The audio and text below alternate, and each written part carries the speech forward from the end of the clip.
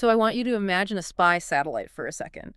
Just close your eyes and picture it. Right, you're probably thinking of this multi-billion-dollar piece of classified hardware. Exactly, like a high-tech sniper rifle orbiting the Earth. Yeah. Controlled by the Pentagon, taking 10 years to build, and it's designed to look at one very specific thing at one very specific time. Hmm. But now, imagine taking that massive, exquisite capability and shrinking it down to the size of a shoebox. Right. And then mass-producing hundreds of them on a manufacturing line, almost like you're building iPhones, and this is the crazy part, handing the remote control for all of that to, like, a commercial insurance adjuster sitting in an office in Iowa. Yeah, welcome to the deep dive. It Yeah. really is a complete inversion of how the aerospace industry has operated for, what, the last 60 years? Totally. We are essentially taking the ultimate walled garden, which is space intelligence, and commercializing it at scale. And that commercialization is exactly why we are here today. We are speaking directly to you, the public market investor. The one who isn't interested in day trading the noise. Right. You're looking to identify the absolute highest quality businesses in the world for perpetual ownership. And our mission today is singular, and it's intense. We are rigorously evaluating Planet Labs, ticker symbol PL, on the New York Stock Exchange to see if it actually merits a place in a high-quality, hold-forever portfolio. But before we pull out the microscopes here, we really need to set the rules of engagement for this deep dive. Yeah, let's lay it out. We are completely 100% ignoring valuation today. Period. Right. We are not looking at the current stock price. We're not pulling up enterprise value to revenue multiples. And we are definitely not debating the market cap. Our exclusive focus is looking under the hood at the underlying business engine itself. Because, I mean, if the engine is broken, the price just doesn't matter. Exactly. We want to know the mechanics. What are the actual unit economics? What does the LTV to CAC dynamic look like in reality? What is the competitive moat? And more importantly, is it widening or is it shrinking under pressure? Yeah. And what is the quality of the management team that's actually allocating the capital? Right. And are the secular tailwinds pushing this business forward actually durable over, say, the next 5 to 10 years? And to answer those questions, we are relying on a massive, really comprehensive stack of source material. We aren't just skimming the latest press release here. No, we've gone deep. We are synthesizing years of SEC filings. We started with their original S1s and S4s from back in their 2021 transition to the public markets via SPAC. We've pulled every Investor Day presentation from 2021 all the way up to 2025. And we've meticulously gone through the earnings call transcripts right up to their most recent fiscal year 2026 data. It is a mountain of disclosures. I mean, Planet Labs was founded back in 2010 by a small group of NASA scientists in a garage in Cupertino. Right. Will Marshall and Robbie Schingler. Yeah, exactly. And today they operate literally the largest Earth observation fleet of satellites in human history. But as an investor, looking past all the romance of space and rockets, you have to ask a brutally tough question. Is this just a capital-heavy, cash-incinerating hardware trap disguising itself as a tech company? Or is this actually a highly scalable, software-like platform that just happens to have its servers floating in low Earth orbit? Well, my approach to that question is rooted in deep intellectual honesty and, frankly, a lot of skepticism. As it should be. Yeah, because management teams, no matter how visionary they are, they're always going to spin a positive narrative. It's their job. Right. They are paid to sell the vision. So our job today is to strip away all the glossy aerospace jargon, dig into the actual cash flow reality, and rigorously assess if their competitive advantages are truly durable enough to generate returns above their cost of capital over a long-term horizon. Absolutely. We're not here to manufacture a bullish conclusion if the evidence just doesn't support it.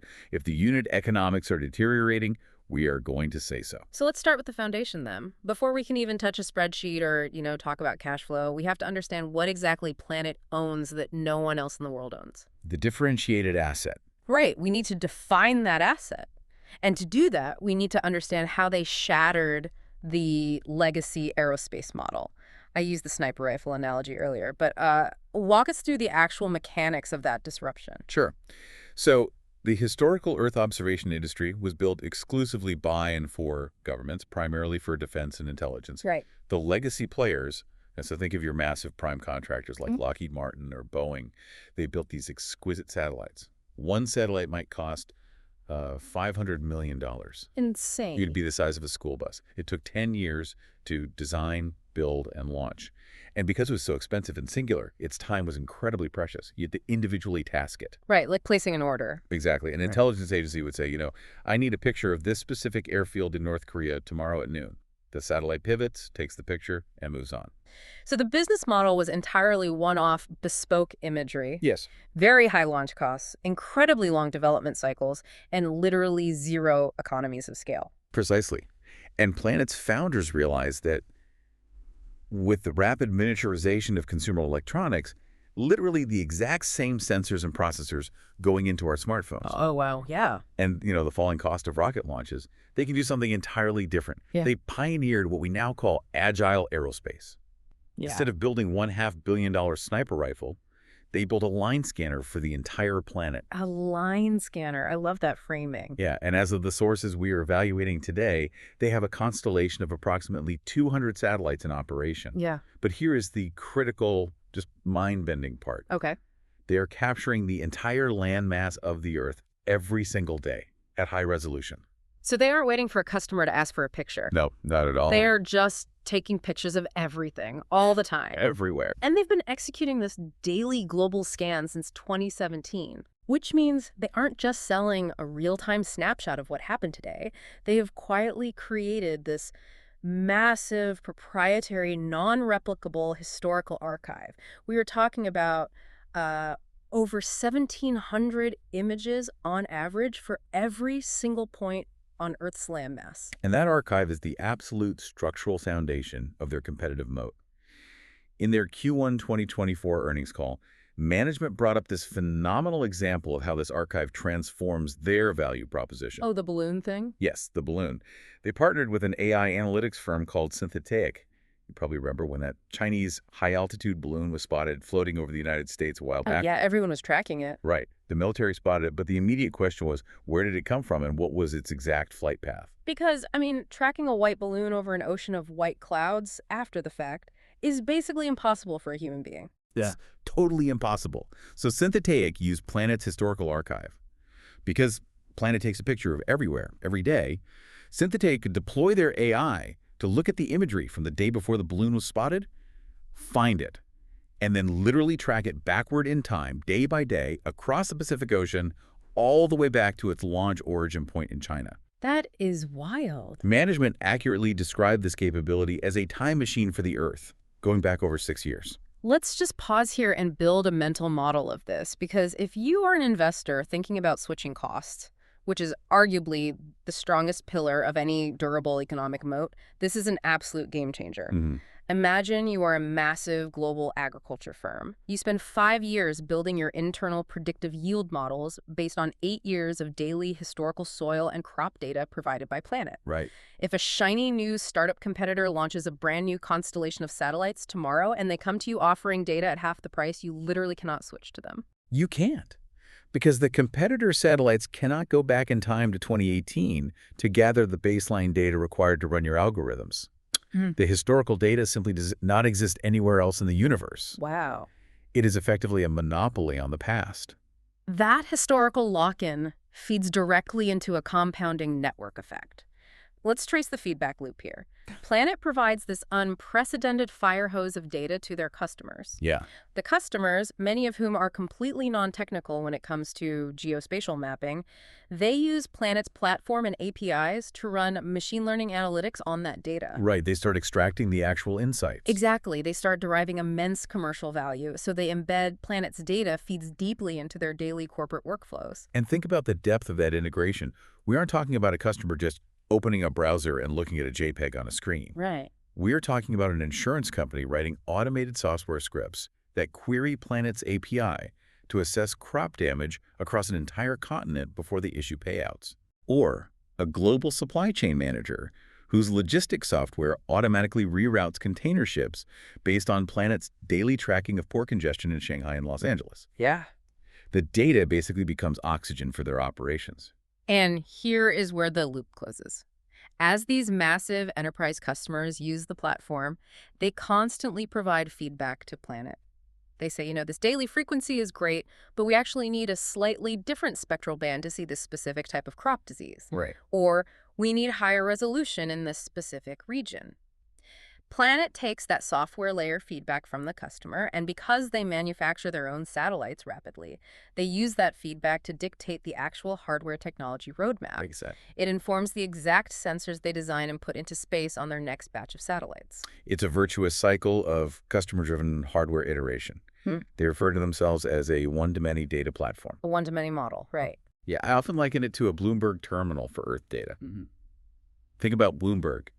They collect the financial data once, but they license that exact same data feed to a hedge fund in New York, a pension fund in Tokyo, and a day trader in London. Right, the cost of collection is fixed. Exactly. Planet takes the picture of a forest in Brazil once.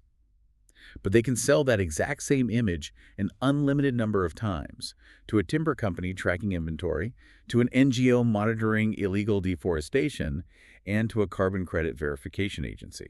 Okay, so we've established they have this incredible, highly differentiated asset. They have a one-to-many model that sounds beautiful in theory, but theory doesn't pay dividends. How does that actually translate into unit economics and cash flow for you, the long-term investor? Because historically, putting hardware in space is a fantastic way to incinerate capital. Oh, absolutely. The graveyard of aerospace bankruptcies is deep. It really is. And the transition from asset to unit economics is where we have to put on our accounting hats and be ruthlessly precise. So let's deconstruct the revenue model first. According to their 2023 Investor Day disclosures, 92% of their data subscription model is recurring revenue. Furthermore, over 70% of their annual customer contract value comes from multi-year contracts. Okay, so that gives them a highly predictable, highly visible top line. They are not starting at zero every quarter. Exactly. But the top line is only half the story. What is the cost to deliver that next dollar of revenue? In a pre-IPO call we reviewed from October 2021, their Chief Financial and Operating Officer, Ashley Johnson, made a claim that honestly made me do a double take. Oh, yeah. Yeah. She stated that the incremental cost to serve any customer is essentially just cloud compute and egress costs. Wait, just server costs? Yes. The cost of building the satellite, launching it, and taking the picture is a fixed, sunk cost. Therefore, the direct margin of selling that existing data to the very next customer is 94 to 96%. That is the holy grail of software economics, pure operating leverage. When you hear numbers like 95% incremental margins, it means almost every new dollar of revenue falls straight to the bottom line. Yes. However, we need to apply that skepticism we promised at the start. Right. Because legacy space providers have a notorious habit of calculating their gross margins by entirely excluding the cost of the satellite infrastructure. Oh, yeah, the financial engineering. Right. It's a bit of aggressive accounting to make themselves look like pure software companies. But if we look at Planet's long-term target model, the one presented consistently at their investor days, they're aiming for a cost of goods sold, or COGS, of 15 to 20%. That leaves a long-term GAAP gross margin target of 70 to 80%. Yeah, that's the target. So let me jump in here and play the role of the skeptical investor, because whenever a management team touts an 80% margin target in a hardware business, my wallet physically cringes. As it should. Management is waving this 70 to 80% flag. But if you open up their Q2 2024 earnings presentation, their non-GAAP gross margin was sitting at 52%. Right. That is a massive yawning gap between reality and their target. If I'm an investor looking for perpetual ownership, I'm slamming the brakes right there. Yeah. Why is the margin stuck in the low 50s if the incremental cost of a new customer is virtually zero? It is the most vital question you can ask, and the answer exposes the gritty reality of running a space business. It's the depreciation anchor. The depreciation there. Yes. Planet's COGS does not just consist of paying Amazon Web Services for cloud hosting. It includes the salaries of the mission operations teams, technical customer support, and most crucially, the GAAP depreciation of the satellites themselves. In that specific Q2 2024 quarter you flagged, that 52% margin actually took a direct 4 percentage point hit, strictly due to the accelerated depreciation of 2 of their older SkySat satellites that reached the end of their operational life earlier than modeled. So let's unpack that for the listener. Accelerated depreciation. Because low Earth orbit is a harsh environment. Satellites experience atmospheric drag, radiation, component failure. Planet has to constantly replenish this constellation. Right. And the accounting rules dictate that the cost of those satellites must be expensed over their useful life. So that depreciation expense acts as a heavy, permanent weight dragging down their gross margin on the income statement. Exactly. It's an accounting reality that you just cannot ignore. However, if we connect this accounting quirk to the broader cash flow picture, you have to separate the income statement reality from the cash reality. Okay, how so? Let's look at their working capital efficiency. They noted in their 2021 Investor Day that their satellite payback period, which is the time it takes for a single satellite to generate enough cash revenue to completely pay for its own manufacturing and launch costs, is under 1 year. Wait, under 1 year for a piece of aerospace hardware. Yes. For a traditional aerospace company, a payback period under 12 months is almost unheard of. It usually takes 5 to 7 years to recoup the cost of a massive geostationary satellite. Right. Planet's sub-1 year payback means the cash efficiency of their capital expenditures is staggeringly strong. Even if the GAAP depreciation masks the underlying profitability on the income statement in the short term, the actual cash return on invested capital is incredibly fast. So let's lay out their full target financial structure so you, the investor, can build the model in your head. Here. They are targeting 15 to 20% COGS. For research and development, they target 16 to 19%. For sales and marketing, 24 to 27%. General and administrative at 6 to 9%, and capital expenditures at 5 to 8% of revenue. If they hit those metrics at a scaled revenue base, it yields a target long-term free cash flow margin of 20 to 35%. And if we assess the lifetime value to customer acquisition cost dynamic, the LTV to CAC ratio, it appears very healthy, primarily because of the high retention and recurring nature of the enterprise subscriptions we discussed earlier. Right, because it's so sticky. Exactly. The sales and marketing spend of 24 to 27% is highly leveraged. They acquire the customer once and retain them for years. Yeah. But the real pressure point, the absolute crux of the thesis, is CapEx. Okay, capital expenditures, yeah. To maintain this insurmountable 8-year historical time machine moat, they must perpetually manufacture and launch new satellites. If SpaceX raises launch costs unexpectedly, or if there's a massive supply chain delay in manufacturing, that 5 to 8% CapEx target completely blows up. And if CapEx spikes to 15 or 20% of revenue, it eats all of that projected 35% free cash flow margin. It does. But historically, because they use that agile manufacturing approach, building fleets of small iterative satellites rather than a few massive ones, they've consistently driven down the bill of materials. Oh, I see. Yeah, they use commercial off-the-shelf components wherever possible. They have maintained that high capital efficiency so far, which is what gives that 5 to 8% target some real credibility. So we've been talking about these incredible incremental margins and cash flow targets, but spreadsheets don't build satellites. No, they don't. Spreadsheets don't negotiate launch contracts. Humans do. And in an industry notorious for blowing through billions of dollars of investor capital, the difference between a spreadsheet fantasy and actual free cash flow comes down entirely to capital allocation and execution. Right. So let's look at the people actually spending the money here. What is the DNA of Planet's management team? The leadership DNA here is a highly unusual yet completely necessary blend. You have the original founders, Will Marshall and Robbie Schingler, who literally spent a decade building the core space infrastructure, like launching prototypes out of the International Space Station before they ever brought the company to the public markets. Wow, out of the ISS. Yeah. They aren't traditional Silicon Valley software founders who pivot from a dating app to enterprise SaaS. They are hardcore space scientists who had to solve the physical constraints of mass-producing hardware for a vacuum. Right. But to execute their public offering in 2021, they paired up with Niccolo De Masi and Harry Yu, bringing in seasoned public market operators with deep capital allocation experience. And as an investor looking for a business to hold perpetually, you demand a track record of value accretive capital allocation. Specifically, how do they handle mergers and acquisitions? M&A is where so many management teams destroy shareholder value, either by overpaying, failing to integrate, or purely chasing vanity top-line growth. Have they been disciplined or have they been reckless? Their M&A history is arguably one of the strongest proofs of concept for their management quality. Really? Yeah, they don't just buy revenue. They buy capabilities that physically widen the moat. Let's look at the timeline. In 2015, they acquired RapidEye, a German constellation, largely to expand their fleet and acquire an existing archive. In 2017, they made a massive move and acquired the SkySat fleet from Google. The ones that had the accelerated depreciation earlier. Exactly. And SkySat gave them high-resolution, targeted tasking capabilities to complement their medium-resolution daily scan. It gave them both the wide-angle lens and the zoom lens, Okay. basically. But the most brilliant acquisition, the one that truly shows their strategic vision, was Vandersat in late 2021. I want to spend some time on Vandersat because this is where the abstract idea of space technology translates directly into new, massive commercial markets. Planet acquired Vandersat and integrated their proprietary technology to launch a product suite called Planetary Variables. Yes. But let's strip away the marketing jargon. What does that actually mean mechanically? Planetary variables are essentially advanced mathematical algorithms.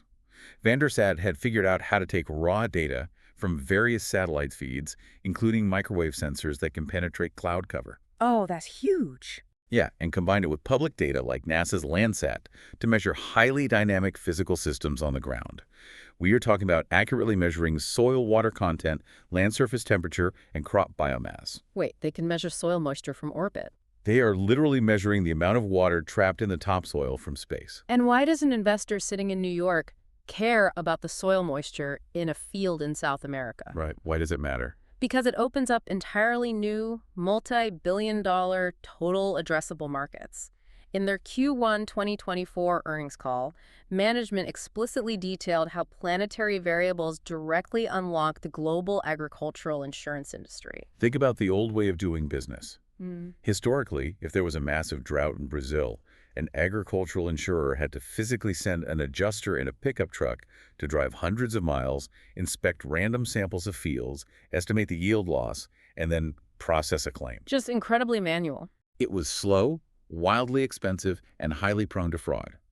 But with planetary variables, that same insurer can sit in an office in London, query Planet's API, and instantly get a historical baseline and a current, highly accurate read on the soil water content for the entire region of Brazil. Wow. They can trigger parametric insurance payouts automatically based purely on the satellite data.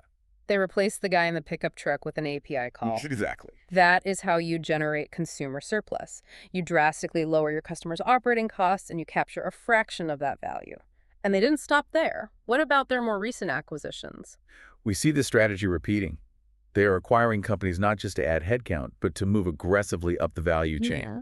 They want to move from selling raw imagery to selling finished analytics. Makes sense. In late 2023, management noted the successful integration of Silo Sciences, which focuses on forest carbon measurement, and Synergize, a platform that makes it easier for developers to build applications on top of Earth observation data. Management explicitly stated these acquisitions were actively delivering on new sales opportunities. They are not writing down goodwill here. They are successfully realizing the synergies they underwrite in these deals. Okay, so they can allocate capital, but what about alignment? Because if I'm buying this stock to hold it for 10 years, I want absolute certainty that management is eating their own cooking. Right. I want our financial incentives tied together. And looking closely at their 2025 proxy statement, there are some remarkably strong structural alignments for shareholders. First, executive compensation is heavily weighted toward financial performance metrics and long-term equity grants, not just base salary. Yeah. They do not provide significant, wasteful perquisites, like there are no corporate jet fleets for personal use. They don't have tax gross-ups. And crucially, they maintain a strict policy that prohibits employees and executives from hedging, short-selling, or pledging Planet securities against margin loans. That structural alignment is exactly what you want to see. It's really table stakes for a high-quality business. But beyond the proxy statement, I look for a softer, rarer metric of management quality, which is communication candor. Candor is huge. Do they tell you when things are hard? Do they admit to friction? I want to highlight a quote that stood out to me from Robert Cardillo. He is the chairman of the board of Planet Federal, which is their subsidiary dedicated to serving the U.S. government. Right. And Cardillo is not a tech pro. He spent 4 decades in the U.S. intelligence community, including serving as the director of the National Geospatial Intelligence Agency. So he knows exactly how the Pentagon buys things. Intimately. And in a February 2026 conference hosted by S&P Global, he was remarkably blunt. He was discussing the transition of legacy U.S. government customers to Planet's commercial-first subscription data model. And he admitted that it is incredibly tough. Really? Yeah. He said there is a massive amount of institutional baggage within the Defense Department. They are used to buying massive satellites, not software subscriptions. And he literally stated on stage, I wish it would go faster, but it's still in transition. I absolutely love that quote. As an investor, that is the ultimate honesty test. They aren't getting on an investor day stage and pretending that selling to the Department of Defense is a seamless, easy software upgrade. Not at all. They are openly admitting to the friction, the bureaucracy, and the extended sales cycles with their largest potential customer base. It builds institutional trust. When a management team looks you in the eye and tells you the government sales cycle is slow and frustrating, you believe them. Right. And consequently, when they turn around the next quarter and tell you a new commercial market is accelerating rapidly, you're exponentially more likely to believe them on that front, too. Credibility is built in the downbeats. So we have established a solid moat based on the historical archive. We see the unit economic potential of the one-to-many model, and we have an aligned, highly candid management team that knows how to allocate capital. Yeah. But are they swimming with the current, or are they rowing against it? Because a great management team in a dying industry is a terrible investment. Let's evaluate the durability of the industry's secular tailwinds. Planet outlines two massive, intertwined, global macroeconomic shifts that are fundamentally fueling the demand for their exact type of data. Okay. The first is the digital and sustainability transformation of the global economy. Over the last decade, we have moved from a world where corporate sustainability was, a nice PR talking point, to a world of rigorous regulatory compliance. Right. Every Fortune 500 company, particularly in agriculture, energy, and logistics, now has to actively measure, monitor, and report on their physical assets and their environmental footprint across their entire supply chain. And the second shift is arguably even more pressing: the increasing need for global peace and security. And let's be clear, that isn't just corporate marketing speak. Wow. Look at the geopolitical realities of the last few years. It's intense. Tensions are rising globally, supply chains are decoupling, and regional conflicts are flaring up. Governments, NGOs, think tanks, and the global media desperately need unbiased, factual, daily reporting. Right. And when you have the capability to image the entire landmass of the Earth every single day, you effectively provide a single source of unclassified ground truth. You cannot hide a massive military troop buildup on a border. You cannot hide illegal logging in a protected rainforest. And you cannot hide a dark fleet of illegal fishing vessels when Planet's constellation is scanning the area every 24 hours. Oh, yeah. Their data is fundamentally tied to the necessity of global transparency. But having the raw data isn't enough, right? We need to talk about the bottleneck here. For years, the major limitation of the Earth observation industry was human analysis. Yes, the human bottleneck. Historically, if you wanted to know how many ships were in a port, specially trained, highly paid technical imagery analysts had to open up massive files and hand count the ships on a screen. Exactly. It was painstakingly slow, wildly expensive, and it just didn't scale. This brings us to the ultimate transformative catalyst for Planet's business model, artificial intelligence. And this is where the narrative shifts from linear growth to exponential potential. Let's frame this properly for the listener. AI is thrown around as a magic buzzword by literally every single public company today. If a company sells shoes, they suddenly have an AI-driven shoe strategy. Right, it's everywhere. But for Planet, AI is not a buzzword. It is the literal mechanical key that unlocks all the trapped value in their archive. They have this 8-year archive of daily images, an absolute ocean of pixels just sitting on their servers. Right. But humans couldn't possibly look at millions of daily images to count every ship, track every new road, or measure the shadows of every oil tank. AI, specifically computer vision and machine learning, turns raw, unstructured image pixels into queryable, searchable text databases. Let's build on that, because if we connect this to the bigger picture, the integration of AI changes their entire go-to-market strategy. With the advent of large language models and advanced computer vision, a prospective customer doesn't need to be a geospatial expert anymore. They don't need a PhD. No, they don't need to hire a team of PhDs to operate complex GIS software.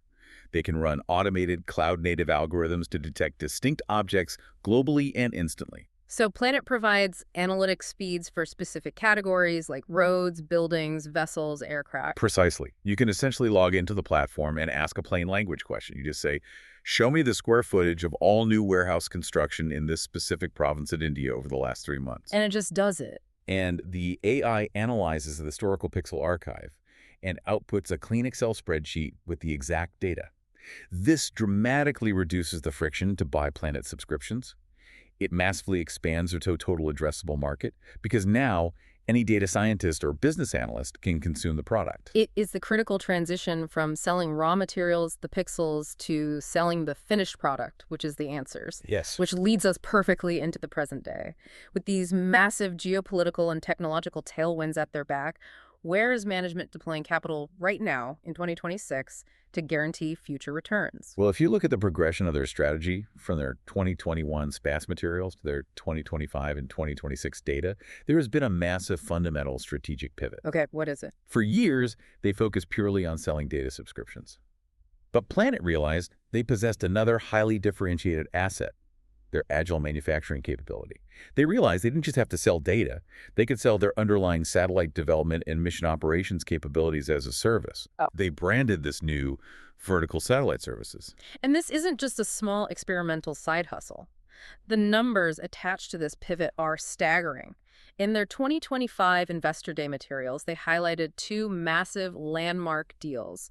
They secured a 240 million euro government-funded deal in Germany and a $230 million deal with JSAT in Japan. Right. They are essentially building, launching, and managing dedicated constellations for major sovereign entities and corporations. And let's rigorously analyze the unit economics of this pivot because it is a masterclass in capital allocation. Management accurately describes this as a win-win-win compounding network effect. Okay, lay it out. First, think about the manufacturing economics. By building dozens of additional satellites for Germany and Japan, Planet scales their internal manufacturing facilities. They achieve greater economies of scale, driving down the unit cost of every single satellite they build, including the ones they build for themselves. So the German government is effectively subsidizing Planet's R&D and manufacturing overhead. Exactly. Second, it increases the global revisit rates and data density. The data generated by these dedicated constellations feeds back into Planet's core data platform, making their subscription product better and more robust for their other commercial customers. Right. And third, and perhaps most importantly for an investor looking for perpetual ownership, it deepens their long-term structural lock-in with major nation-states. That is a phenomenal point, because if you are just a vendor selling a software subscription, you can be replaced at the end of the contract term. Ideally. But when you physically design, manufacture, launch, and operate a country's sovereign space infrastructure, you aren't a vendor anymore. You are an essential strategic partner. The switching costs become practically infinite. And they are taking the massive upfront cash flow generated from these satellite services deals and immediately reinvesting it into their next-generation fleets. They're currently doubling their manufacturing capacity to support this expansion. And it's vital to note that they aren't just building more of the same. The reinvestment runway is focused on two entirely new capabilities, the Pelican fleet and the Tanager fleet. Let's break those down. Their original satellites, the Doves, which perform the daily global scan, they operate at a medium resolution. Good for seeing a building, not great for reading a license plate. Right. The new Pelican fleet is designed for very high resolution and rapid revisit. So if the daily Dove scan spots something anomalous, say, dirt being moved at a known military site, the Pelican fleet can be instantly tasked to zoom in and get a highly detailed tactical look almost immediately. It closes the intelligence loop. Exactly. But Tanager is where this story gets truly sci-fi. Tanager is a hyperspectral mission. You've got to unpack hyperspectral for the listener because it sounds like a term from a Marvel movie, but it has profound commercial implications. It really does. So human eyes and traditional cameras see the world in three bands of light: red, green, and blue. Hyperspectral sensors divide the electromagnetic spectrum into hundreds of incredibly narrow, contiguous bands. It doesn't just see the color of an object. It reads the unique chemical signature of the light reflecting off it. What? Yeah. Everything on Earth, a specific type of mineral, a specific species of tree, a specific man-made gas, absorbs and reflects light in a unique, identifiable pattern. So Tanager isn't just taking a picture of a pipeline. It is measuring the specific wavelengths of light to detect an invisible methane leak from space. Exactly. It can detect the chemical composition of a mineral deposit in the Andes or identify a specific fungal disease destroying a wheat field in Ukraine purely from orbit. Exactly. The commercial applications for hyperspectral data are practically limitless, particularly in climate monitoring, mining, and agriculture. Okay, this all sounds incredibly promising, but as investors, we need to see it in the numbers.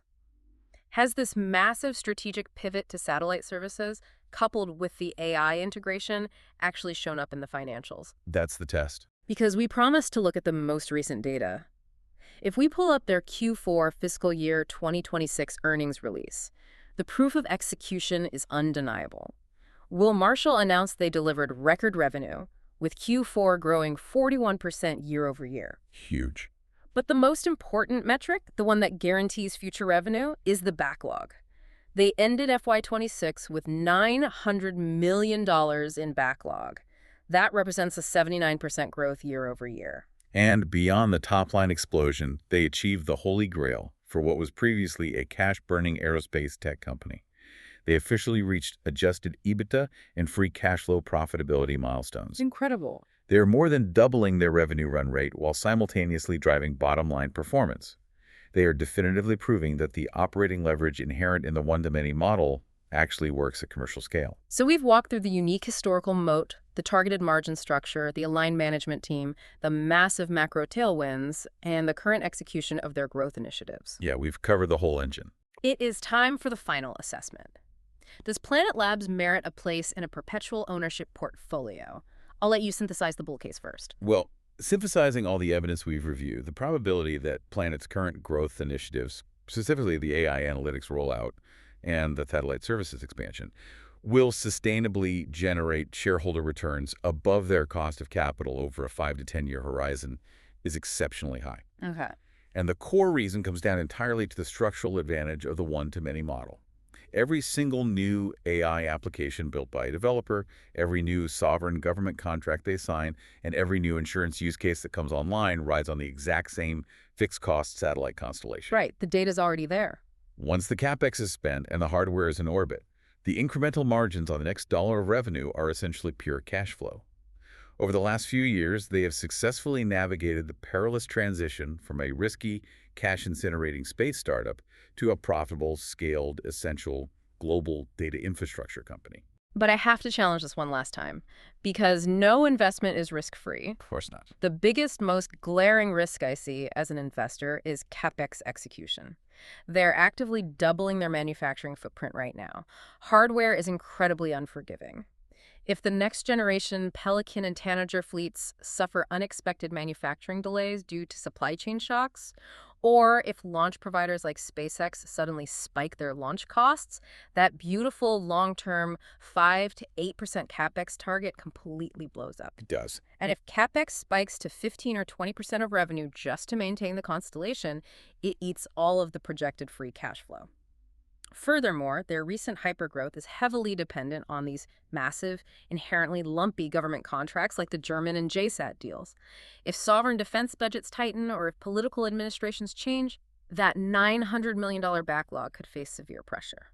Those are the exact right skeptical caveats to hold. Hardware is hard, the vacuum of space is entirely unforgiving of errors, and sovereign defense budgets are always subject to political winds. Yeah. However, when balancing those execution risks against the quality of the underlying asset, the conclusion is that this business absolutely merits a long position for perpetual ownership. Really? Yes. The proprietary 8-year daily historical archive constitutes an insurmountable, non-replicable, differentiated asset. The switching costs for a global institution that has integrated planetary variables into their core operational workflows are effectively absolute. Yeah, they can't leave. Furthermore, management has proven over a decade that they can intelligently acquire and integrate highly accretive assets like Vandersat. They have navigated the chaotic transition to the public markets, and they are now decisively proving they can scale this agile aerospace model to actual free cash flow profitability. It is a truly remarkable evolution, from a handful of NASA scientists tinkering in a garage to building what is effectively a highly profitable, highly scalable planetary nervous system. We stripped away the valuation, we ignored the market noise, and we looked strictly at the mechanics of the business machine itself. It's a fascinating machine. It really is. Yeah. Before you go, I want to leave you with a final, forward-looking thought to mull over for your broader portfolio. We discussed how Planet's archive is essentially a time machine for Earth, and AI is becoming the frictionless search engine for it. But think deeply about those new Tanager hyperspectral satellites launching right now. What happens when global financial markets, which are driven entirely by an edge in information, start using hyperspectral data from Tanager to measure the chemical makeup of global supply chains in real time? It changes everything. Imagine a hedge fund knowing the exact mineral output of a lithium mine in Australia or the precise methane footprint of an energy company in Texas the moment it happens, directly from space, days or weeks before the company files a quarterly report. Information asymmetry, the very thing that drives market alpha, might completely disappear. Think about what that means not just for the value of Planet Labs, but for every other stock you currently own. Thanks for joining us on this deep dive. We'll see you next time.